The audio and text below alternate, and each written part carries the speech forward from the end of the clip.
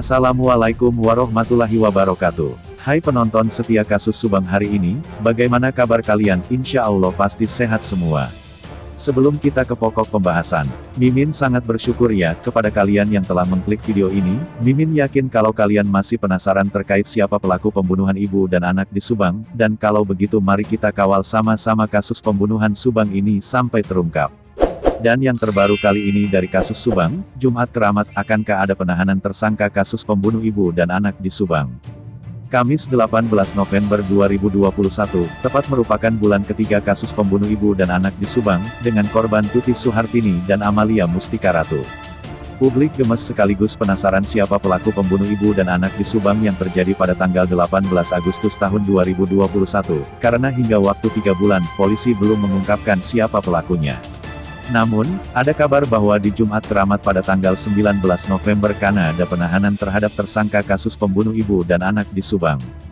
Kalau ini terjadi, maka apa yang dikemukakan Kapolda Jabar yang baru Irjen Pol Suntana yang memerintahkan jajarannya untuk segera mengungkap kasus pembunuh ibu dan anak di Subang akan terwujud. Info akan adanya penahanan tersangka kasus pembunuh ibu dan anak di Subang tersebut, dikemukakan Kepala Desa Jalan Cagak, Subang, Indra Zainal melalui kanal YouTube Indra Zainal Channel yang tayang pada Kamis tanggal 18 November tahun 2021. Berbeda dengan tayangan-tayangan sebelumnya yang berdurasi cukup panjang, kali ini Indra Zainal hanya berdurasi 3 menit 16 detik. Dalam narasinya, Indra mengemukakan bahwa dirinya mendapatkan informasi akan adanya pemanggilan kembali saksi kasus pembunuh ibu dan anak di Subang pada hari Jumat, tanggal 19 November. Sebenarnya ini benar atau tidak, saya pun hanya mendapat seletingan informasi sumbernya juga betul atau tidak. Kemudian juga saya hanya berbagi informasi saja, tidak ada masuk dan tujuan apa-apa, ujarnya. Menurutnya, besik hari Jumat akan ada pemanggilan lagi para saksi dan saya juga gak tahu siapa yang akan dipanggil, ujarnya. Sehari menjelang bulan ketiga pengungkapan kasus pembunuh ibu dan anak di Subang, saling serang antara kubu Yosef dan Yoris belum juga berakhir.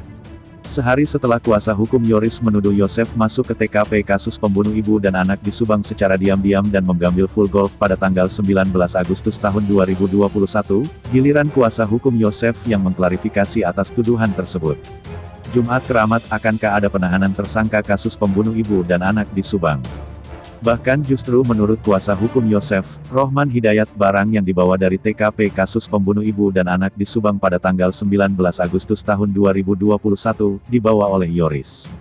Hal itu dikemukakan kuasa hukum Yosef, Rohman Hidayat, ketika diwawancarai tim Desjabar.com di Bandung, Rabu tanggal 17 November tahun 2021. Klarifikasi yang dikemukakan Rohman Hidayat untuk merespon pernyataan kuasa hukum Yoris, Ahmad Taufan, yang mengatakan bahwa pada tanggal 19 Agustus tahun 2021, saat petugas kepolisian mengambil kucing ke dalam TKP, Yosef seperti memaksa masuk ke TKP kasus pembunuh ibu dan anak di Subang tersebut. Dan bagaimana menurut kalian? Silahkan tinggalkan komentar kalian semua dan tunggu video-video saya selanjutnya hanya di channel Indonesia Seleb.